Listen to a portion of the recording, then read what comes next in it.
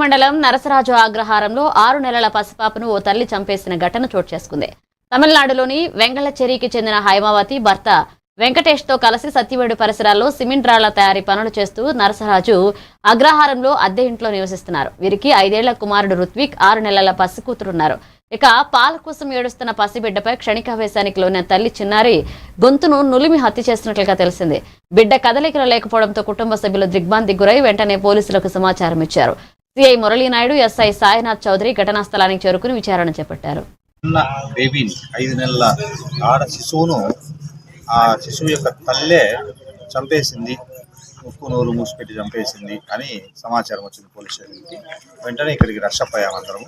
రషప్ అయిన తర్వాత ఇక్కడికి వాళ్ళ ఆ బేబీ యొక్క తండ్రి వెంకటేష్ అతను వచ్చి పోలీస్ స్టేషన్లో ఫిర్యాదు ఇచ్చాడు. అతని ఫిర్యాదు మేరకు డైరెక్ట్గా మర్డర్ కేసు మేము హత్య కేసు నమోదు చేసాం. పోలీస్ స్టేషన్లో ఇన్వెస్టిగేషన్ స్టార్ట్ చేసాము. అంటే ఆమె యొక్క శిశువు యొక్క తల్లే గొంతు నిలిమి లేదంటే ముక్కు నోరు మూసిపెట్టి చంపింది అనేది ఇప్పుడు ఉన్నటువంటి ప్రాథమిక సమాచారము. దీనిపైన ఇప్పుడు పోస్ట్ మార్టంకి పంపిస్తున్నాం ఆ యొక్క ఆడ శిశువుని. ఆ పోస్ట్ మార్టంలో తేలుతున్నందుకు ఇది ఎట్లా ఏ విధంగా చనిపోయిన కారణం తెలుస్తుంది.